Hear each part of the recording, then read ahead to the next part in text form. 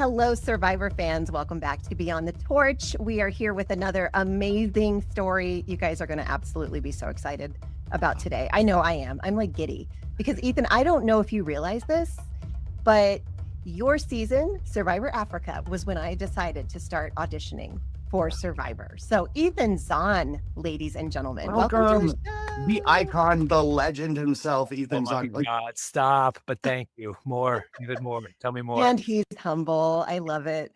Well, yeah, I mean, to be honest, like when your show aired, I thought this is horrible. It was right around 9/11. Remember? It was such an intense season of all of our lives, I think. And then seeing you guys like drink blood and like have lions like outside of your camp and like everybody was dying. I was like, this is the craziest, stupidest thing I've ever seen in my life. Yeah. But then at the finale, Lil Jeff asked all of you, would you do it again? And all of you, do you remember this? All of you said you'd do it again in a heartbeat. And I went, why? Right. Why would they put themselves through that? You know what I mean? So, wow. So excited to have you. So we got home from Survivor, and then the next, I think I want to say it was around August, and then it was supposed to premiere right around September 11th, and they actually canceled the premiere of Survivor. They delayed it to sometime in October, and that's why Survivor Africa is the first and only Survivor season to be in 2 years. So it started, in 2001, and it finished in January 2002. So there's a little fun fact for all you folks out there. Fun fact. I completely forgot about that. World, right? That was just such an insane season. I was in 10th grade when Survivor Africa premiered. I know, crazy, but I was a die-hard Survivor fan. And it was the first season where I invited 2 people to my house because I didn't have friends in high school. And I invited 2 strangers to my house to come and make friends to watch Survivor Africa. And it's the beginning of what like grew into this huge Survivor club in high school. So it's a huge moment of my life too. I'll never forget watching the premiere down in my like little basement in the this tiny little TV. It was pretty incredible. So this is super exciting for me to have you here too. I had a Survivor Africa poster on my wall, and I got to meet Lex. Yes. And he signed it, and I was just like, that's not great. It was crazy. It was fun. I just took down my Survivor China poster too. So I'd show it to you, but just took it down. It's in storage now. Shoot. Dang, I am in such good company. 2 of my favorite winners, all in one little place, and I get you all to myself. I'm so excited. But we always start off, Ethan, this is so fun. The fans are my favorite. I love them. They're so intense. They're so into it. They love this show. They love us. They love them. So, I mean, like everybody makes these little groups and things. And so we do a segment to celebrate these fans. And it's called, it's called The Fans Have Spoken. Yeah, Fans of the Fans. It's called The Fans Have Spoken. We're giving them a voice. And so today I'm actually going to read something that I heard from a guy named Noah. Okay. And so here's what he said, and then we'll kind of talk about it. It's kind of cute. All right. He said, I was 4, literally 4, when Sonya's torch got snuffed on a Wednesday night in my neighbor's basement for a watch party. For years growing up, I'd find any bowl or bucket and vote my parents off the island in front of their friends. After dozens of seasons, this love grew into playing online and in-person games across the U.S., meeting hundreds, if not thousands, of fellow fans through Survivor Pin and Teeny Chill, before Survivor 47, and other live games. My only pet peeve about Survivor is, despite 50 seasons deep now, not a damn person from West Virginia ever on the show, and they keep not casting me. Jeff Probst, please let me be the first. Is that the truth? Not the truth. I think Tom was from Saltville, Virginia. I don't know. I was from West Virginia. Oh, I was from I was born there. So I was like, no, I'm actually from West Virginia. They actually, I didn't even know that. I didn't live there when I was on the show. I was from South Carolina then, but I was born and raised in West Virginia. Right. Yeah, that's where I went to college. No offense to the person who wrote in, but back then it was probably Thursday nights. It wasn't Wednesday nights. But I thought the same thing. Because it was Survivor versus 4. How could that was prime time, right? So that was what it was all about. So I don't know if I trust this kid, but he seems really nice, It's great.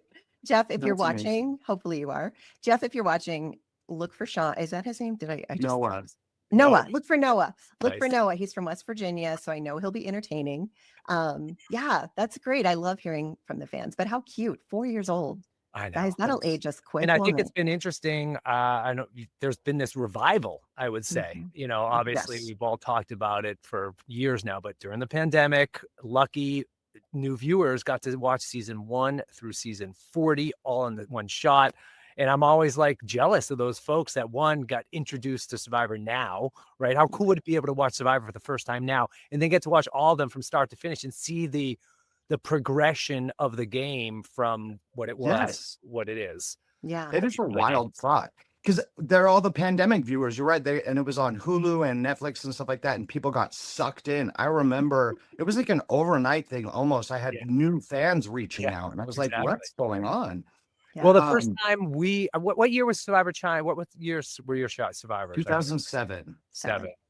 And yeah, I mean, well, 2001, 2, there really wasn't much social media around. I think we had a MySpace and some Yeah. chat rooms and stuff, but like going back on the season in season 40 was an awakening for me in a good way because all of a sudden, we used to have to go places to meet the fans and to interact with the fans. And now all of a sudden they're just right there on your computer interacting with them. So it changed the way it would change the way to be on Survivor as a contestant because the fans were so accessible now all of a sudden, which is great.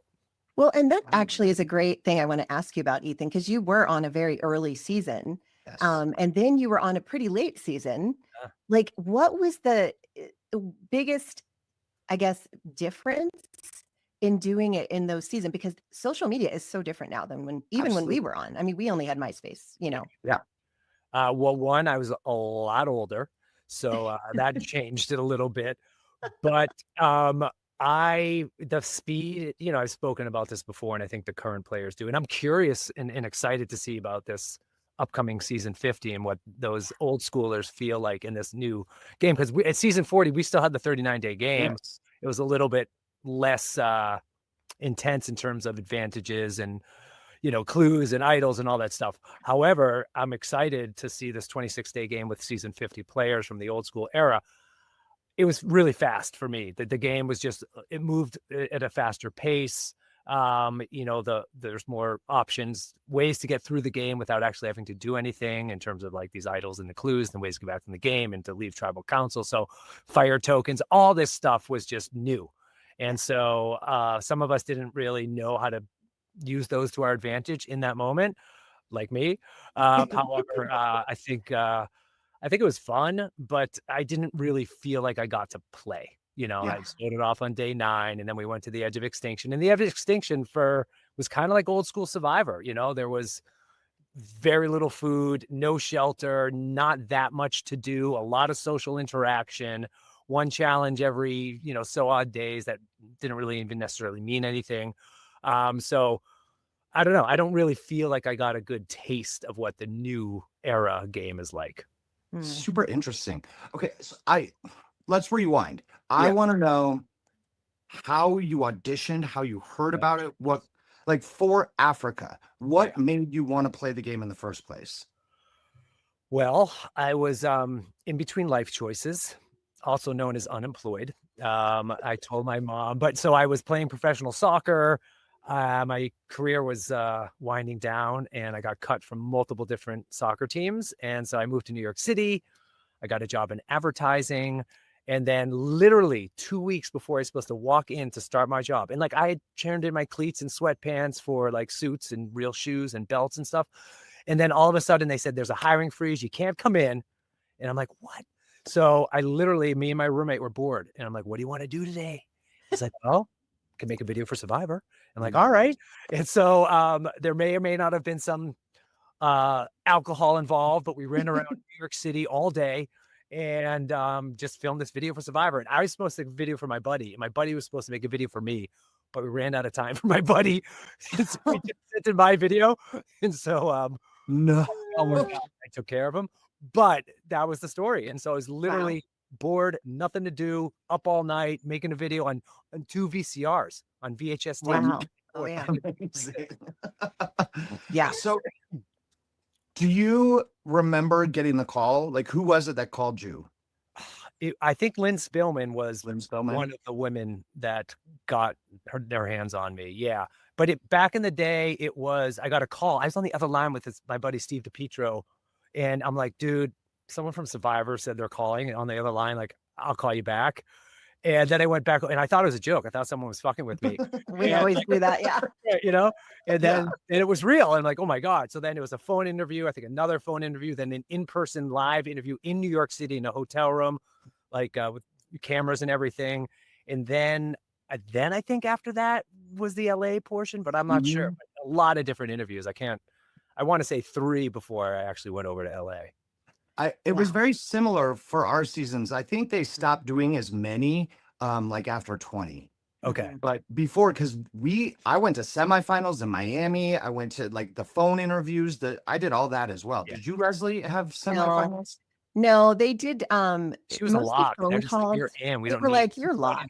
interview. I mean, I'm so memorable, right? No, I'm just kidding. No, no, but I do remember them a lot of phone calls, a Yeah. lot of phone Yes. calls. And then I just went straight to LA, and I was there for I think 10 days. Yeah, And forever. yeah, and before I left, they gave me shots. Like I Yes. had Yeah. like 6 of them. Remember, Todd? It was Mhm. ridiculous. And I couldn't even That's like a put good my sign. arms down because my arms were like out like this. Did they tell you made the show, or they just gave you the shots? They said we're 98% sure. They would Okay. They not tell told me. me 97%. Oh, I was a shoe-in. Look at We're a that. shoe-in. They were like, you're 97% sure. I was like, oh, great. Yeah. Thanks. It's like, what do you That's do with that? crazy. Yeah. Okay, so you do the casting, you find Yeah. out you're on the show. What was your initial like reaction to seeing everybody and being thrown out there? I was freaking pumped, like, they flew everyone to Los Angeles. And so our first time seeing people, but you couldn't talk to them, I think was in a room in LA airport before we were actually getting on the planes. And back then, we all had our own seat next to a chaperone. Not everyone was on the same flight. And then they split up the guys and the girls. And we were traveling, I think 2 sets of guy groups and 2 sets of girl groups traveling on. I didn't even know where we were going. I didn't know we were going until Africa, until they gave us our connection flight in Amsterdam. What? You Yeah. had no idea? No idea. No idea. Oh my No idea. And then I'm like, gosh. oh, Nairobi, we're going to Kenya. All right, that's cool. Yeah. I would have been like, where's Nairobi? I wouldn't have known. Yeah, so it was a big mystery. We had no idea. Wow. That's incredible. Yeah. Okay. And of course, you play a beautiful game and Mhm. you win $1 million and you become this icon / legend of Survivor. And I'm not just saying that because you're here. It is the truth. It is So and Lots of really, really legends, hot. Lots of legends of the show. there are a lot of legends, but you are definitely an icon. So I was lucky to get in early. I was lucky. First to market, that's what it's all about. Yeah, that's true. I mean, it's pretty cool. I mean, if we can rewind a little bit, I mean, you're talking about the fans. The fans, I don't know if have shifted. Like there's the fan or the fans that are coming out to events it's just a different group of folks than from way back in the old school Survivor. And I think what's incredible about the show is I feel the show like represents what's going on in the world, and then what's going on in the world is represented in the players on the season, and then that represented in the fans that are showing up at the events now.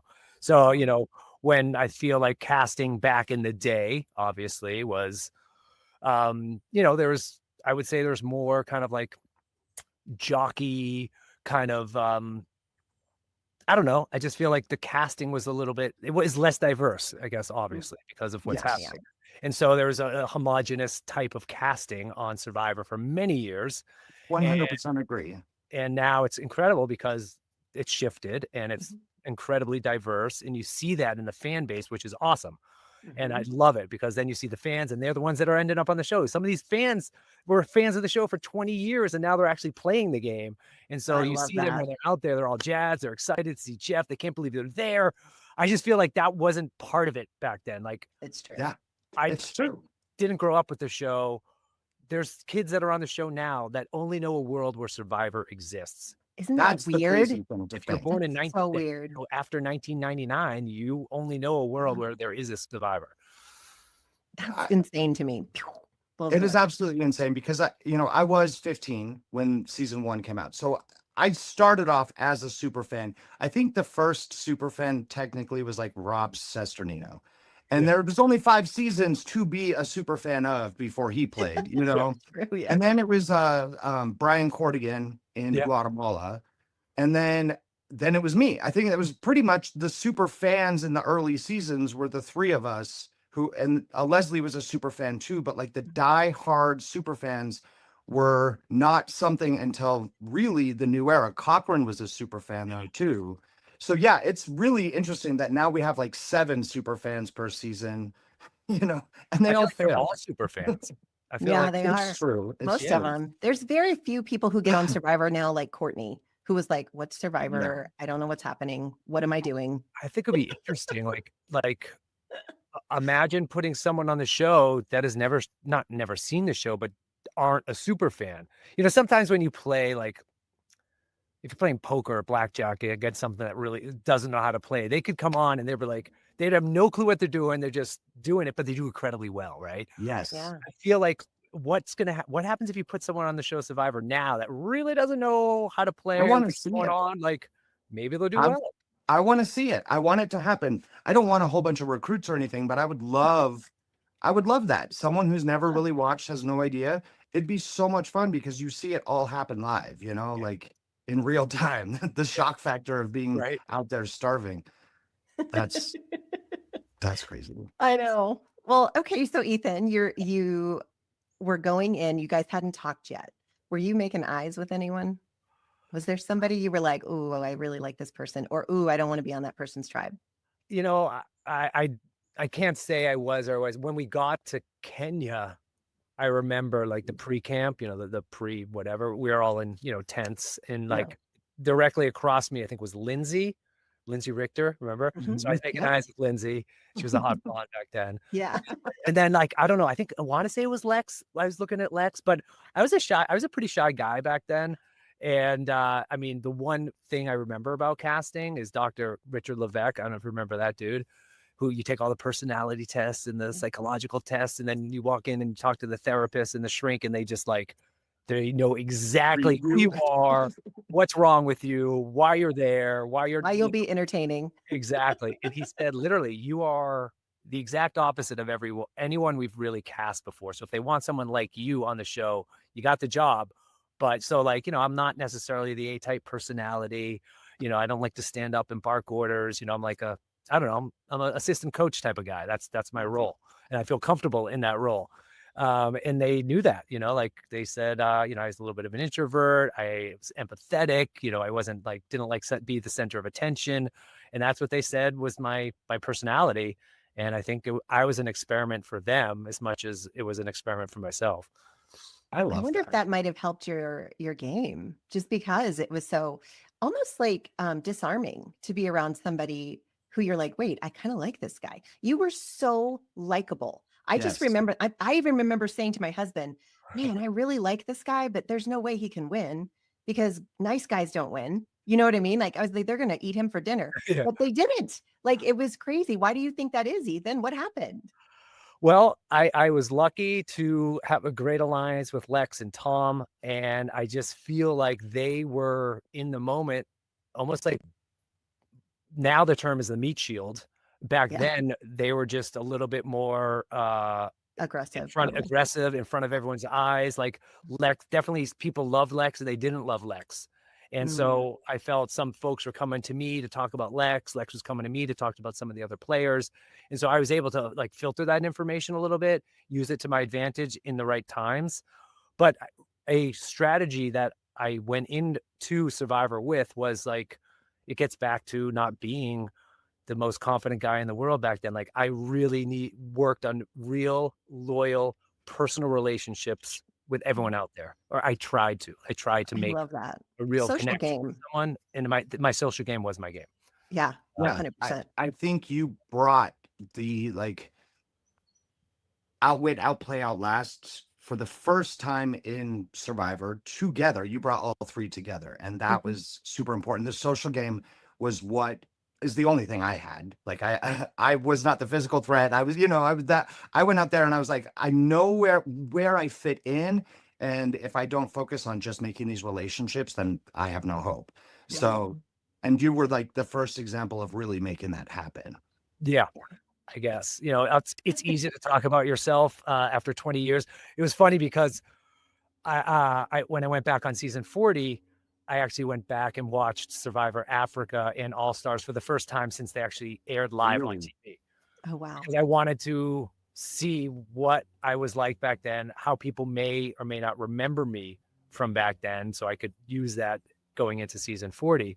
And it's just funny because you build up certain moments in your mind that were like huge out there. Then you watch it again, and you're like, Oh, like, oh, that was he that. won that challenge. Like in my mind, I blew it up like I was the freaking champ out there. Everything I did was incredible. I go back, I'm like, oh, okay. I barely made it through that challenge, or that person really did hate me. I thought they loved me.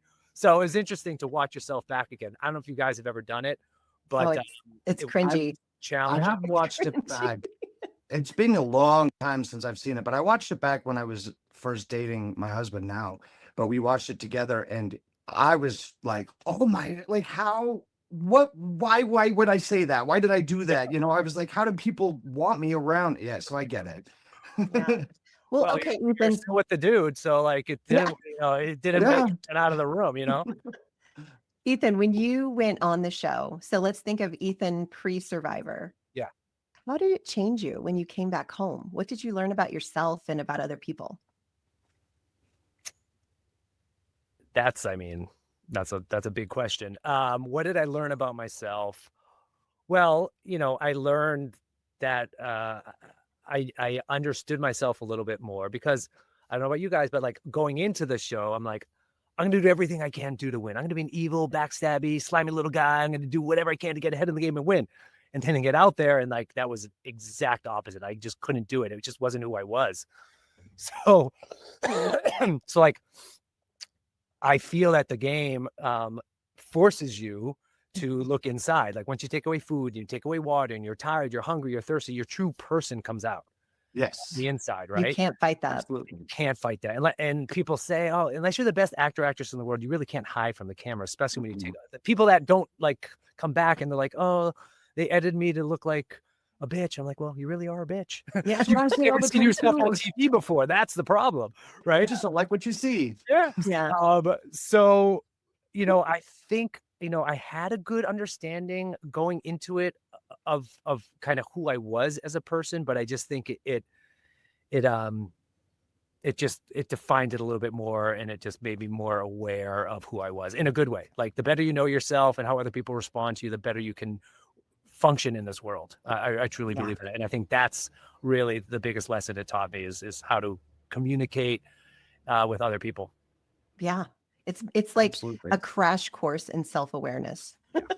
Yes. And I'm shocked in today's world when you see these new era players who have seen the show for 20 years go out there and they're still doing and saying things that have never resonated well on an island ever for 50 seasons. Yeah. What do you think? I think it goes back to like what you just said, is you can be the best actor you think that you possibly are, but once you're out there and you don't have that food and you don't have and you're just struggling, the real you comes out. And so like, if you're a bitch, you're a bitch. Mhm. If you're a really emotional person, those emotions are going to come out times 10. Yeah. And there is nothing you can do to keep that back. No. Again, there are lessons to be learned from watching Survivor of what How not to about you? do. Did you guys learn lessons about yourself? Leslie? Oh, yeah. Todd? I learned a lot. That's my Yeah. cat. I don't know if you can hear my cat yet. Oh, I hear your cat. Oh, I love it. I was like, yeah. oh, is that a child or a cat? It's a cat. Yeah, I think what I learned about myself is that well, I just saw that I was kind of sheltered when I went there. I came from my Christian bubble, and then like hearing their stories, seeing it was the first time I'd really talked to people who were quote outsiders from my religion.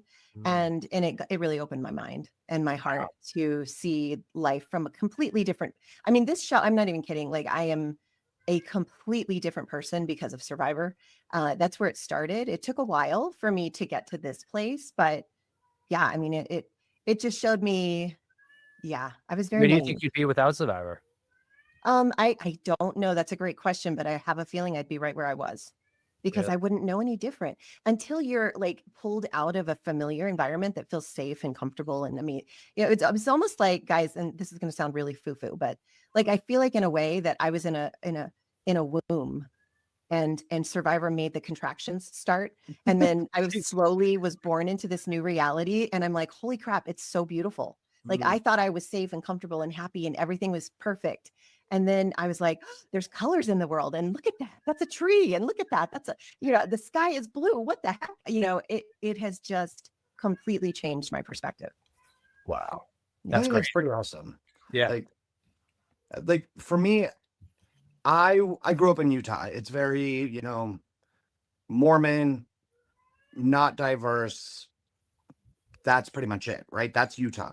And so to be out there and meet all these different people from different walks of life was a really eye-opening experience for me. But I think more than anything, it taught me not to be afraid to try things that make me uncomfortable.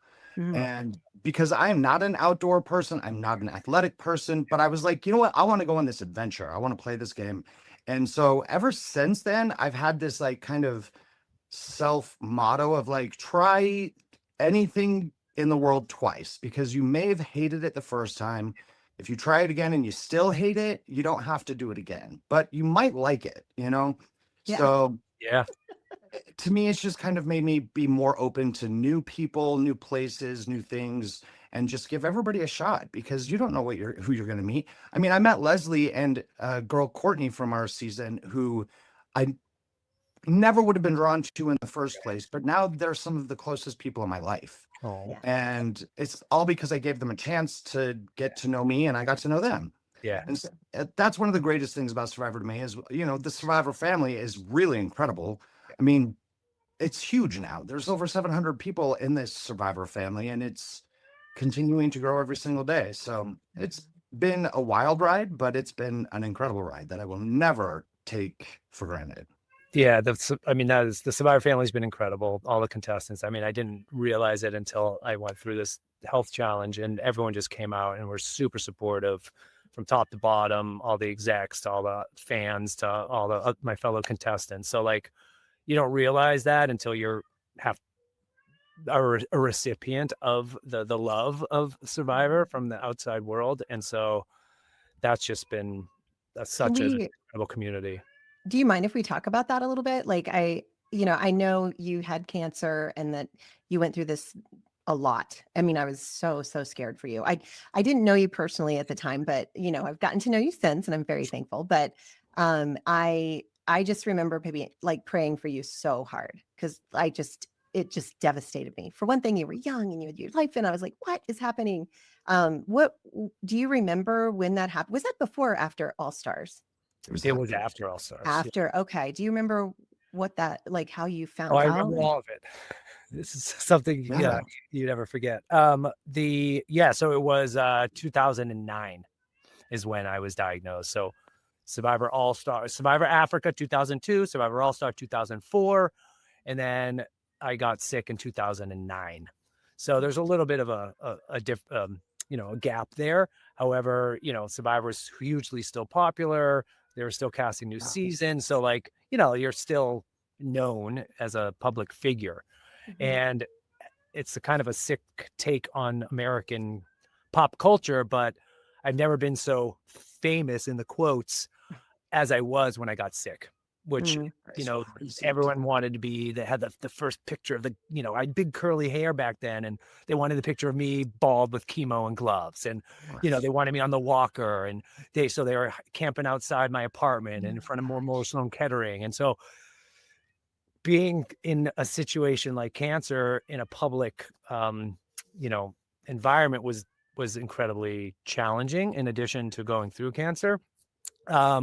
So that in that moment, that's kind of why I had to just take control of my own narrative and my own story. Jeff loves storytelling, but back then, like I had to go public with my story, and I needed to make that choice because everyone else was telling the story for me.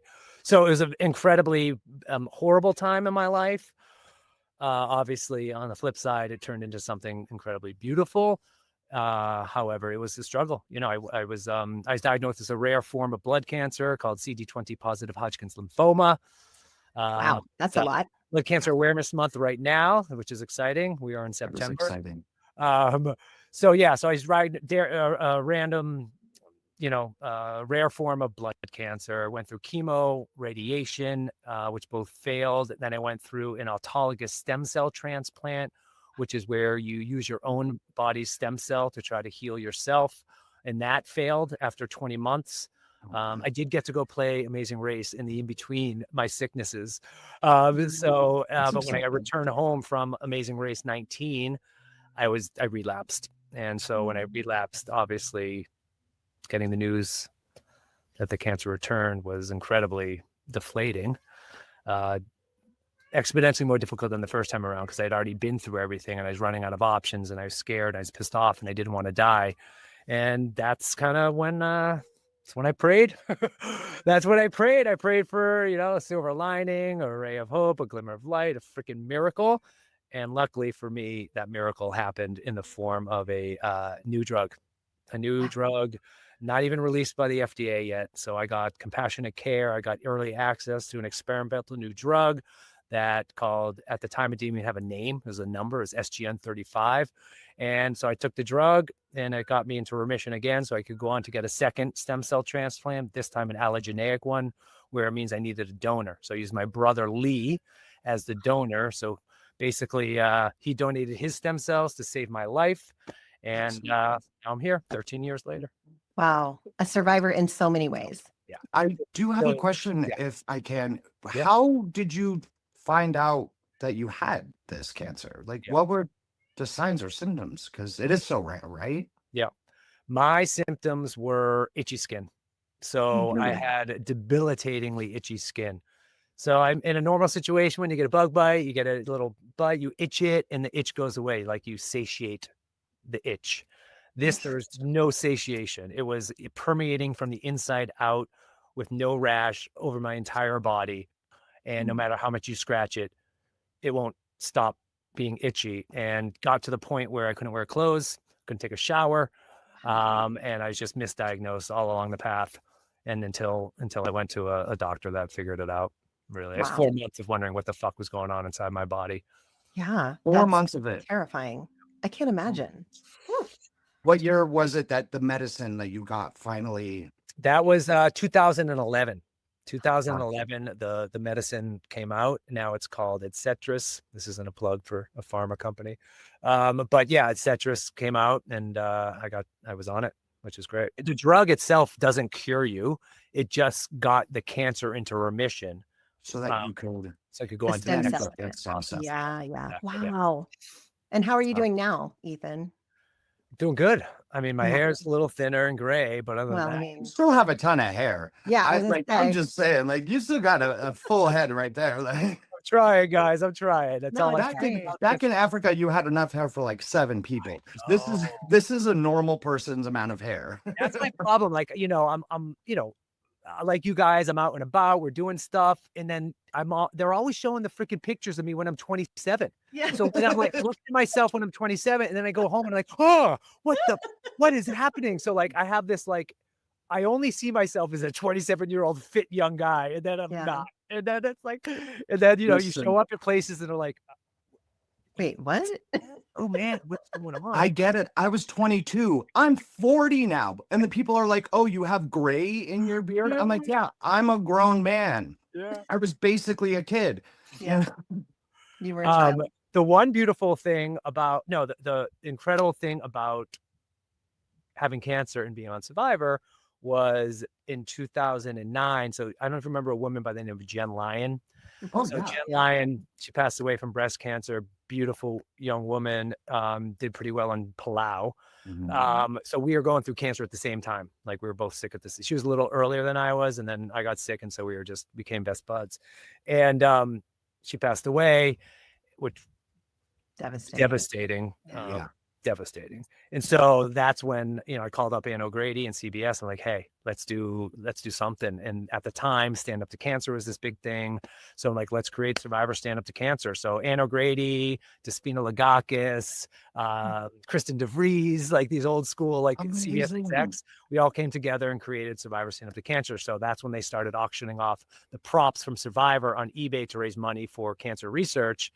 And I said this in my final retirement speech on the end of season 40 when I didn't win the play-in challenge. But some of the money that was raised through Survivor Stand Up to Cancer funded the drug that I was just talking about that saved my life. Oh, Talking That's ooh, about I just got crazy. chills. Holy Okay. Survivor is so much more than a game, you guys. It is so Oh my much God. more. This is beautiful. Yeah, it's I love crazy. that. Absolutely mind-boggling that, you know, all of you and everyone who donated and supported Survivor and Stand Up to Cancer and bought a prop on eBay, you saved my life. You literally saved my life. Like all that money, it's inside my body. It's swimming around inside my body.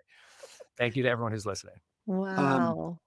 So I have a fan of yours, as a super fan of yours. There was a question that he asked. His name is Atticus.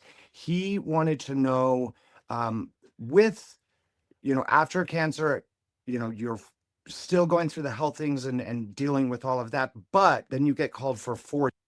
Was there anything specific or special that you had to do before going and playing? So I actually got called for Blood versus Water in Okay. 2016. But it was literally, I would have returned home from Fiji the night of my rehearsal dinner for my wedding. Oh, And God bless my wife. She said, go do it.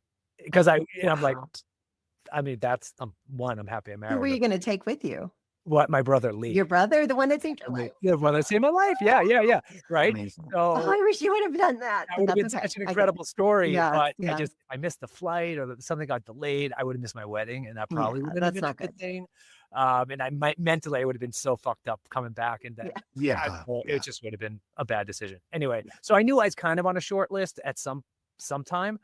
I watched what was in 2010, Heroes Villains. Yeah. I was in my hospital room getting a stem cell transplant and watching all my friends play Survivor on, season Heroes versus Villains. I'm like, and I said it. I'm like, if I get out of this fucking transplant alive, I'm gonna go play Survivor again. It took me a really long time to mentally and physically and spiritually and socially get to a point where I was even capable of competing in a show like Survivor. I was a total mess after cancer. I can imagine. It took me a while to kind of get my shit in order before I could present myself to the world again without. I mean, that's no short, that's a crazy amount of life to deal with at such a young age. I can imagine.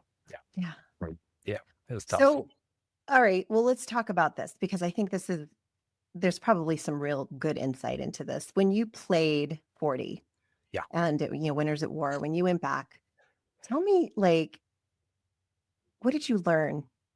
How did you? Because I just remember seeing you were speaking about what was going on and how you were feeling and in your story, and I was a freaking mess, bawling, like sniffling like snot. It was bad, and I was like, this guy is freaking awesome. Just to be able to share that. Incredible. And you fought so hard and you tried, but what did you learn through that? Well, I prepared a lot for this season because one, Survivor knew that I had to get like extra medical, like if I were to make it happen. So I knew probably I would say in January, because I had to go through like a month of all just testing with the hospitals before I could even say yes to them. So I knew a little earlier that I was in it, and I was here in New Hampshire in the middle of the winter. So that wasn't a good place. So and my wife and I actually moved to Atlanta so I could be in a warmer weather and be outside, swim, whatever, train, I guess. That was smart. Survivor's a sport now, right? So you can train for it. Very smart. So, but I was smart enough to know that no one's going to let the cancer guy get to the end, right? So Rob Mariano, the first thing he said to me, he's like, dude, you're never going to win this thing. I'm like, what do you mean? He's like, no one's going to let the cancer guy get to the end. And so I'm like, and that just hit me. And so I told Jeff, do not mention cancer. I don't want anyone to know have cancer. I know everyone did, but I just wanted to remind them. And I needed to create, like, there's going to be, we know there's 19 losers. There's one winner. So the odds of me winning were slim to none. So I needed to create a structure to be able to have a successful experience out there, regardless of winning and losing. So I did. And that's kind of something I learned through cancer, in the sense that, like, there were times where I didn't know what was going to happen with my life. And so you get into these modes where I needed to. So on Survivor, I had a list of goals. I had game goals and I had life goals. So my game goals, blindside, make the jury, win an idol, find something, blah, blah, start a fire. But the good life goals were like, let's make some friends. Let's see a sunset. Let's, connect with other people. Let's enjoy the environment, enjoy Fiji. So no matter what happened in the real game, which clearly it didn't go so well for me, at least I could have a fun, good, successful experience out there with some of these life goals that I wanted to achieve. And that's kind of how I worked my way through Survivor season 40. I remember that one challenge where your body kind of gave out, and it broke my heart. And I know that had to be hard for you, but I also know you probably expected some of that. Like, how was that? I did and I didn't. Like I did because I trained, like I was in shape. But yeah, it just listen, it was 2019, so 13, 6 years post chemo. Like, I don't know. My body just wasn't, body was not what it once was. I mean, I can relate to that, just FYI. And, not because of chemo, just getting old. I was 27 and then I was 46. I'd been through two things of cancer. Wow. I remember watching it and thinking, like, this guy is not stopping. You didn't He stop. is not giving up. Like that right there. You can't go through what you went through with cancer and all of that without being a really strong person inside. Yeah. And you, oh my gosh, proved mad it. props. You're super impressive. Like someone to look up to for sure. Absolutely. Well, and it proves, I think, that the body gives up long before the mind. And if the mind can keep going, you can actually do a whole lot more than you think. So whatever you did to prepare, it worked. I know that was frustrating for you, but I don't know if you realize how inspiring it was to watch. Super impactful. Yeah, really powerful. So thank you for that. Thank you for being so, through the years, just being so open about your journey. I mean, I did feel when it came back on 40, I was a little less. So Survivor Africa, never been on TV before, didn't even want to be on TV. It was a thing. So I felt like I was myself. Survivor Allstars, I definitely was a little bit aware. Like I was aware of the cameras. I was aware of how other people respond to me, how this might land after the show's over in the public pop culture. And I think it impacted my game a little bit. I wasn't free. I wasn't free to do what I wanted and play the game, the best I could. Granted, they chose 4 winners, which was a silly choice. So we were screwed from the start. The main goal was get the winners out first. That was the strategy. So I was playing an uphill game no matter what. I still felt I did okay. Make it, I was the last winner of all the winners to get voted out. But then, but I was aware, and I just, I was jaded. I was like, that was like the height of my, whatever it was that It was the peak. It was the peak for sure. Yeah. Because it was You're probably in your head. huge show right then. Yeah. I mean, it premiered to 50 million people after the Super Bowl. That's crazy. Right. And so anyway, and then coming back on 40, I really felt like I didn't give a fuck what people cared about. How I presented myself was just how I was and how I am and what I was feeling. I said it. I felt I was, I just wanted to let people know how I was feeling in the moment. And it was honest and it was truth and it was authentic and I wasn't hiding. And I just felt free to be who I was because I'd been through the worst of the worst. And I did it in a public, everyone saw me as my worst of the worst. And then now when I was out there, it didn't matter. And I had, while I was in the game, I was having so much fun. On the edge of extinction, zero fun. But when I was in the game, it was so much fun. That's purgatory in the South Pacific. That's what they need to call it. And I renamed it. It's the edge of extinction. It's the end of Ethan. That's really it. That's tough. Well, I love that. It seems like you can really just see how not just the show, but like the hardships in life kind of present, for the next season of whatever we're going to be facing, and Survivor being such a big part of the thread that weaves through your life, I think is really cool. I mean, you are in my life without Survivor. Where do you think you'd be if you never went on? I'd be a soccer coach someplace. Yeah. Maybe. Well, and Isn't that speaking of crazy to soccer, think? your grassroots soccer, this Yeah. has been pretty cool. This is like a child of Survivor, right? It was born Yeah, because another freaking incredible. Yeah, like I'm so lucky. Like grassroots soccer exists only because of Survivor. That That's final amazing. tribal council there, Lex, he said, "Hey, Ethan, what's the first selfless thing you're going to do with that money? If I give you my vote for $1 million, Lex, what's the first selfless thing you're going to do with that?" And I said that right on the spot. We haven't eaten in 39 days. You smell like a fucking giraffe. And I said, like, I'm going to use the money to start a charity and kids and soccer, inner city. Like, I didn't really know what it was then. But when I came back, I did it. And so me and 3 of my other soccer buddies co-founded Grassroots Soccer. And what started in just 7 schools in Zimbabwe has now blossomed, and then we're in 65 countries, and we've graduated 25 million kids from the program.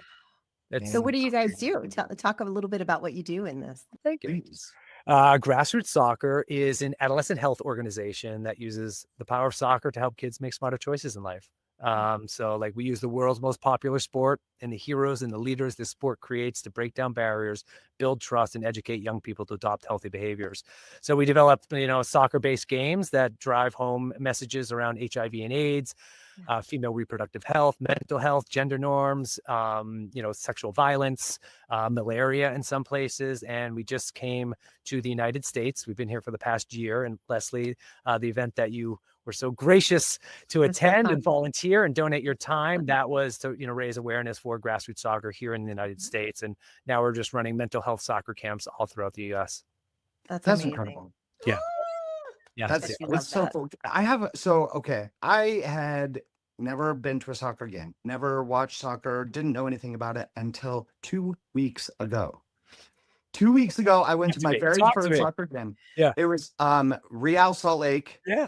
Here in Utah, and I had so much fun. Yeah. I was blown away. I was like, because I expected to just be bored. No, I was fully invested and into it. So, and even my husband Jess, he was like, "Am I a soccer fan?" I was like, "We might be." Yeah, you should be. I had a Yeah, blast. perfect time to be a soccer fan because the World Cup, which is the largest soccer sporting event in the world, it's every 4 years. It's happening in the United States next summer. So USA, Mexico, and Canada will be hosting World Cup soccer matches in June to July of next summer. So stay tuned.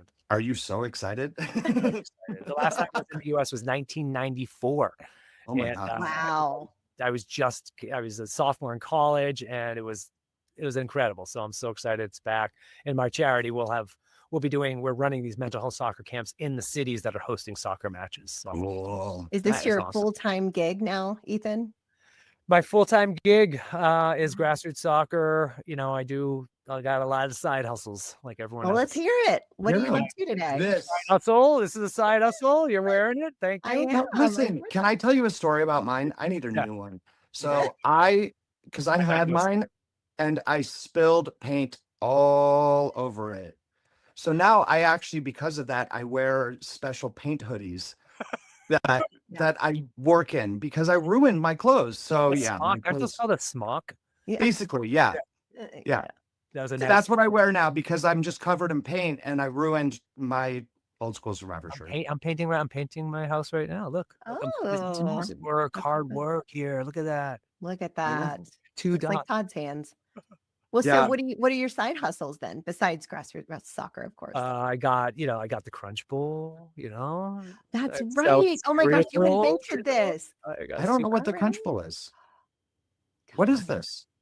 Todd. I mean, do you have a minute? I can go get one. Yes, we have all Yeah. the time in the world, Ethan. This is your stage. I have He's gonna no go idea. get it. You seriously don't know what this is. He invented No. this and he like marketed it a few years back and like started selling it. It's like a cereal bowl that like the milk is on one side and the cereal's on the other so that the cereal doesn't get soggy.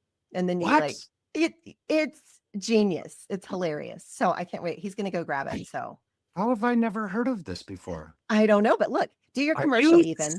Are you sick and tired of soggy cereal? Well, I'm going to revolutionize the cereal eating experience in one big scoop. I'm going to put the crunch back in brunch.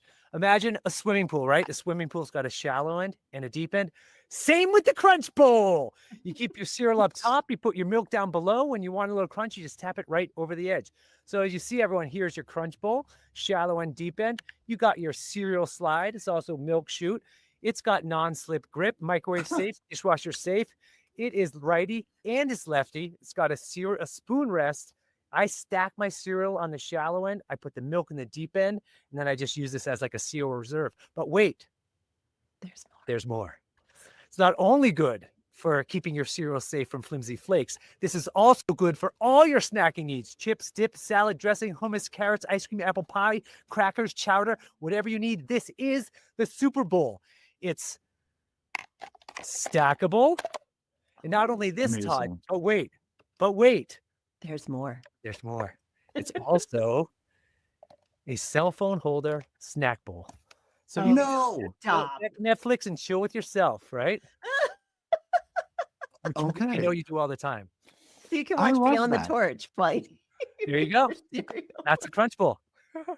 This is very cool. How did this come to you? Where were you? What happened? And when did you go, I'm going to invest in this? This is going to be a thing. This is a I don't know how do I. This has been with me my entire life. I thought of this idea when I was in college, 1995. My soccer team, we won the ECAC championships. We're out partying hard. I get back to my dorm room. I grab a big bowl of cereal, milk, and then I pass out watching Sports Center. I wake up and I'm like, what the fuck? I hate soggy cereal. I'm like, I'm gonna need to create a cereal bowl that keeps your cereal crunchy all day long. And I did. And that was when I thought of the idea. Didn't do anything about it, obviously. I win Survivor. The first interview I have, they fly me red eye to New York City to go on David Letterman, right? So you're on David Letterman. You fill out a little card before you get on David Letterman. He's like, where you're from, brothers, sisters, hobbies, job. So under hobbies, I put inventor. I hadn't invented anything yet. And so, of course, the only freaking question Letterman asked me is like, oh, we got an invent. What have you invented? So right there on the spot, I said, I have a cereal bowl and like a keep your cereal, and the crowd goes wild. And I'm like, yeah. So then I'm like, I got to get this thing going. And I ended up not getting it going, but other people did. And then I had a small go at it. And in 2009, I was on a show called Pitchmen with Anthony Sullivan and Billy Mays. And we did the Crunch Bowl and we had a prototype. And then Billy Mays passed away from a drug overdose and the bowl was shelved. And then once 40 came along, because I was back on TV and I got a little heat on me and social media was now available and you could do Shopify and sell stuff on Instagram, I'm like, let's make the bowl again. So I ran a Kickstarter, raised the money. That's freaking cool. I got the bowl. That's amazing. I want to That's do a like really long yogurt answer. and granola. Because then Very you can great make application. Yogurt and granola. Throw because that I in your like my kids. granola crunchy, and if it's in the yogurt too long, it gets soggy. It's Ew. the perfect. Yeah, you can be my new ambassador. I like that. See? Do I like it. that. Double Hers, dog. hers no soggy. Hers dog no There soggy. you go. Hers no sog. I love that because I eat yogurt and granola every day, and it gets soggy, and I stop. So I'm not even just trying to pitch this. I'm like, this is a great idea. I just changed your life. You're welcome. You did. Yeah. Any Wow. other side hustles, Ethan, or we caught up? No side. I mean, I do, no other side hustles. I've No been other. doing those little like in real life. It's fun to see what's happening with these in real life Survivor games. Mhm. Like, I don't know about you, but I do a lot of public speaking and I've been running Survivor team building events for a decade. And, using the games on Survivor to run team building exercises, pushing your comfort zone, communication, leadership, overcoming challenges, relationship building. I'd been doing it for corporates and teams and church groups and Jewish groups and everything. And now all of a sudden it's popular. And so you see all these games coming up, and which is great. Leslie, we were at that little Survivor tailgate at San Diego FC. And then there's this So real fun. game in San Diego and in Chicago. And I love it. What do you guys think of it? They I are love it. so much fun. I love they're called LRGs, right? Live reality LRG, games. not IRL. Yeah. Yeah, but I like, think they're fun. I think they're super fun. I used to do played them one? in high school. Oh Huh? yeah. We did some actually. I did a fundraiser in Travelers Rest, South Carolina when I lived there, and we had somebody come and bring a bunch of those games. His name's Russell. He is so sweet. He's not like the Russell from Survivor. He's actually a really great guy. And he brought all these games for free to this fundraiser that I did. And it was so much fun. And I realized I'm actually pretty good at it when I have, nutrition Right. and water, and I'm not like dying from a parasite. Yeah, it's great. I think Well, it's there's, I think it's amazing. There's one called, I've played twice. So one of them, so there's a group called Survivor in a Day. They're in Los Angeles, and they were at the tailgate. Yeah. But when they were kind of testing everything out, and I played a game with Parvati, Tyson, Suri, Ooh. Suri's son, me, and we played like a 8-hour game of Survivor, and it was super fun. Like, Who won? none of us won. A random. And but it was so fun. Like, I got a little bit of the feel. I got the feel. Yeah, you get sucked into it. Tyson, I'm like, oh man, I'm gonna have to vote you out. We're at opposite tribes. Like, I was on the Survivor cruise this summer, and we had a mini game, and I was the only contestant playing against the fans. And it got down, like, I didn't expect to get into it like I did, but as soon as they said like Survivor's ready, go, I was like in it. And it got down to the final 4, and someone came and whispered to me, and they were like, Todd, you do know that you can't actually win. This is 4 and 7. And I was like, I'm behind. So I had to fail at a puzzle to eliminate myself. But that's I got hard. sucked You would have in. done the whole thing, man. You would I would have. I really would. Well, if you want to play, I know some people. Like, they're looking. Yes. So Survivor you should do Day, that. That would be They so always fun. have one one former contestant that's a captain. So if you want to play, let me know. I'll put you down. Woohoo. Do it. I would love that. Yeah. I always said no. I was like, I won't do this again, like, because I don't know. But then I played this one and I had so much fun, and something switched. It was crazy. I was like a rabid animal. I was like, game on, bring it, Yeah. And then there's this new Survivor Cafe that just opened up in Boston. So yes. Yep. So that's I'm actually going to the Who's doing that? Do you know? no idea. I think someone who's on season 49, her father owns this bar in Boston, and they're just changing it into Survivor Bar or Survivor Cafe for the duration of the season. That's Hopefully so it fun. lasts. I think it's pretty good. They have real games there. What a great idea. Isn't CBS promoting it? Like, CBS is actually turning it into a thing, right? So you're going, you said? Yeah. That'll be fun. I mean, I wish it was close. I know, that's kind of fun. Hopefully they do them in a bunch of cities. That'll be really neat. That would be awesome. It's super cool. Yeah. Salt Lake City. And Todd, if you ever want to go to another Salt Lake game, let me know. My buddy is the head coach, Pablo Mastroianni. So happy to. Seriously? Yes. I would gladly Now go. a super fan. Because I genuinely did not expect to have as much fun as I did. Yeah. So I would gladly go again in a heartbeat. Yeah, seriously. Anytime you want. Yes. Ethan, you are That was the fun. best. This has been the most fun. My cheeks hurt. I feel like I've sprained my I know, face just all from smiles. smiling All because this smiles. has been so much fun. Thank you for your Yeah, time. I talked too much. I didn't ask you anything about yourselves, but No, It's this not is about not us. about us. It's We not already about did our us. show. Well, Okay, if good. you watch the first, episode, it's me and Todd talking about our story.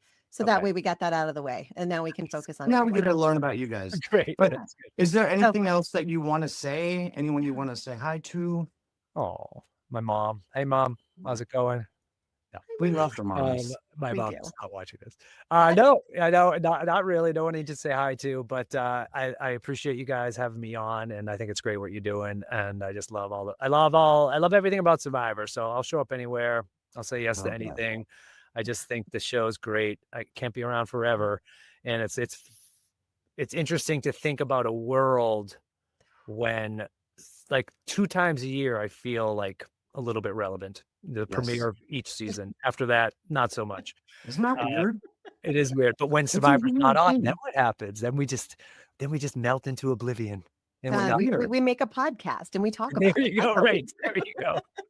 It's a weird Wow. thing. This has been Right. so fun, Ethan. I know you have a Yes. busy day on the lake. I Of know to get course, to go and relax and enjoy your wife. I go and practice your- building fires, fishing Yes. again.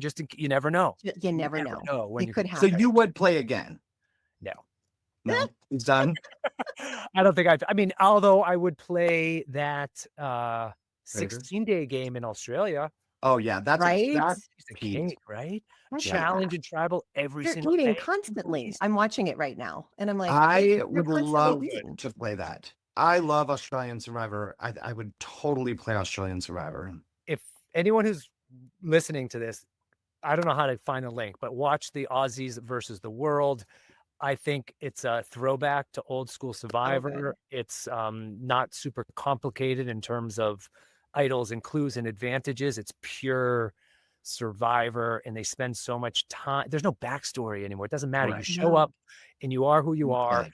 and you play. And Mhm. they're showing you the inside these players' brains and how they're making moves and who they're talking to, and tribal It's council's amazing. really long. And I think we lost some of that in today's game. I mean, this is old school Survivor. It's like what everyone Yes. fell in love with. That's led them to where we are today. So what do you think about it, Todd? Ugh, I love it. I so good. absolutely love it. I think it's, the fact that it was only 16 days, you wouldn't even You wouldn't know. realize it was only Mm-mm. 16 days because these people are playing so hard. Granted, you have some of the best players in the entire In the world. happening. Yeah. And so it's super entertaining to watch. There, like you said, there's very few little twists and turns, an idol or two, but it is gameplay at its finest. And I love it. I'm on like episode 4 right now. I know who wins, but I'm on episode 4, and I literally I cry in the opening credits because it's the old theme song. It's the Yeah. one I listened to in my iPod. Yeah. When we had iPods. When It's I was Survivor training. All-Stars theme song. It is so it's like makes me want to cry. I'm like, I remember this. Like, and now everything is just so different now. And it's not that it's bad now. It's good. It's just different. Yeah, And it's just different. so nice. It feels like I'm back home again watching this. Yeah. And I It is love funny it. to hear another voice other than Jeff's. Like, Oh, Todd. he Yes. sounds You a know, like, lot I've never like Jeff. watched another season other than American Oh, Survivor. you need to, because Australian Survivor is really good. Definitely. I might go Yeah. back and watch some of this. His It's voice good. sounds like That Jeff's guy or though. whatever that guy is. He's A lot of hilarious. times he's like, come on in. He doesn't say guys, come on in. All right. Everything he says, it's the same. And sometimes I have to look up, if I'm looking at my phone or something, I have to look up and be like, is that Jeff? It sounds just like him. It's crazy. But anyway, thank you, Ethan. Well, you guys got to come visit and hang out here on the lake. Oh, seriously, twist my arm. gorgeous. Come on. There's no rules up here in New Hampshire. Ooh, I like Wow. Clear that. day. And I've never been to New Hampshire. Yeah. Yes. Yeah. It's one of Alright. 6 states I'm missing, so I'll check that off. Yeah. Yeah. There you go. Definitely. You can come to the Survivor Cafe and then come up here after. Great. Yeah. That'd be great. Well, thanks, Ethan. You Thanks, are the Ethan. best. Thank Have an you. amazing day. Mwah. too. We love you. Bye. Bye-bye. Ugh, that was so fun. Yay, What Ethan. a darling. What a darling. Ugh, I love Ethan. He's such a good guy, man. yeah. I've only met him in person once, and I was 22. It was in New York, and it was very briefly, so I don't even know if he would remember. But to me, I was such it's Ethan, Yeah. I think the first time I met him was at in Florida at a Hearts of Reality event. And I was like, he's exactly what I thought. He's so real A and cool so dude- genuine. Cool dude. Yeah. He's always been that person, and I just love him. So I hope you enjoyed that, guys, because man, he's a survivor on so many levels. And Oh my gosh. a And he is legend. proof right there that if you just don't give up. Don't quit. Give up. Just keep going forward. Because 3 times on Survivor, he played Amazing Race. Years he battled cancer, but he never stopped. Right. That's And he's an so inventor, impressive. Yeah, apparently. I love it. I know I you got to love go it. get the Crunch Bowl. What was it called? Crunch Bowl. The Crunch Bowl. Yeah, yeah, And I need a new old school Survivor shirt because I Yeah. am old school. Yeah, me too. This is what he gave me last time. It's old school reality. I'm wearing a shirt if you're not watching. It's called old school reality because when we went to help him with the grassroots soccer in San Diego, it wasn't just Survivor. There was an Amazing Race and a bunch of I different, like that. so it was fun. Oh. Yeah. Well, anyway, guys, thanks so much for hanging out with us today, for Yes. listening to Ethan's story. Ugh, I know you're inspired. We all are right now. I'm kind of like starstruck. Like, wow. Right? What a- I'm a little fanboy myself. And definitely go check out his shirts and his Crunch Bowl. You can Yeah. order these shirts Yeah, you can support him, support grassroots soccer. We'll put the links in the show notes. And then, if you want to leave us a message, or if you want to, I don't know, give us an email, beyondthetorch@gmail.com, send us something, a DM on social media. We're on TikTok, which is a kind of a small account. I'm trying to build that. I don't know. TikTok's I so don't know weird how for to me. do TikTok. Yeah. Todd's not really into this kind of stuff. I don't know how to do it. I know Instagram. I know Instagram and Facebook. I'm on TikTok, but I've never made a video. I'll just repost it. Yeah.